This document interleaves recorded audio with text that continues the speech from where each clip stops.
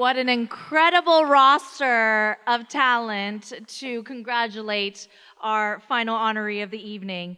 And now a force to be reckoned with herself, one of my favorite people in the world, and an award-winning journalist. Here to introduce this award to Awkwafina is Lisa Ling. Please give it up for Kara Wang, everybody. Most incredible MC. So I was thinking about what 15-year-old Nora from Queens, who came up with this stage name Awkwafina because she always felt she was awkward, would think about where she is now. Not at the Asia Society Gala necessarily, but the fact that she was the first Asian American to win a Golden Globe and has been featured and been a star in some of the biggest movies of the last few years. I don't know, what do you think, Nora? What do you think 15-year-old Nora would have thought? When she was releasing songs about her body parts. And you just saw the adoration and the admiration and the love that so many people who've worked with Nora have felt about her. I got an opportunity to spend some time with Nora when I interviewed her for the Death, Love, Money podcast a couple of years ago. And we just had such a thoughtful, provocative conversation. And we really bonded in the fact that, like me, Nora was primarily raised by her father and just had this stalwart, incredible, powerful grandmother in her life. I had the same in mine, who really drove us in so many ways. And like my two kids, Nora is also Chinese and Korean. And I can't tell you how excited they get when they see her on television or in films. You know, I became a journalist because up until I saw Connie Chung, all of the depictions of Asian women that I had seen in the media were so demeaning. Asian women were constantly stereotyped as being docile or promiscuous, dragon ladies, and so Connie Chung was everything but those characteristics. She was bold and she was aggressive, and so I wanted to be like Connie Chung. And I am so thrilled that my girls are growing up getting to see someone like Awkwafina. I mean, we don't have a lot of household names in the Asian American community, and I didn't think Awkwafina would be would become our household name, but she certainly is. And truly, I mean, her career just spans so many genres. And I was talking to her earlier about, she told me that she was just in Atlanta. I said, oh, were you working on the film that you're doing with Sandra Oh? And she said, oh, no, with John Cena.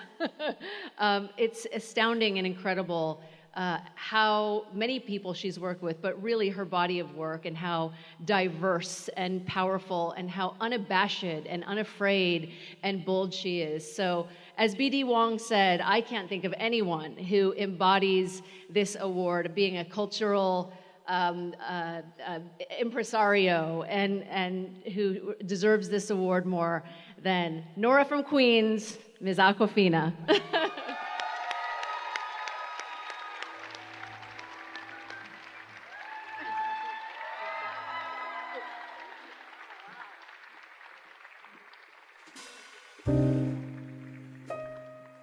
Yes, Asia Society out here, am I right?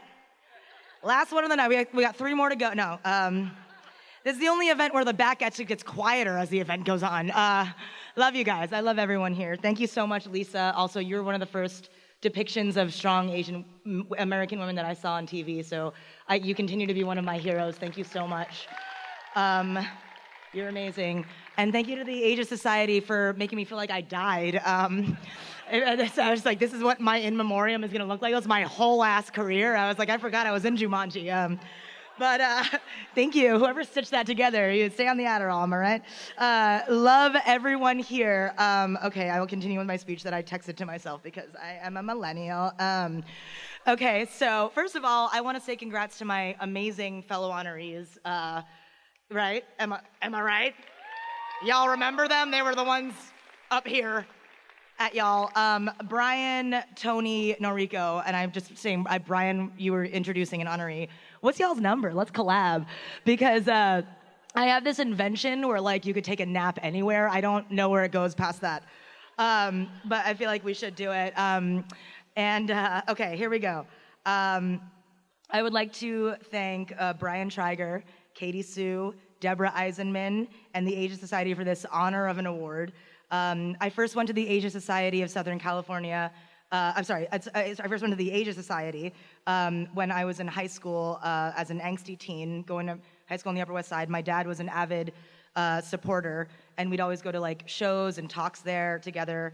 And I first learned about Vincent Chin through an Asia Society talk when I was young.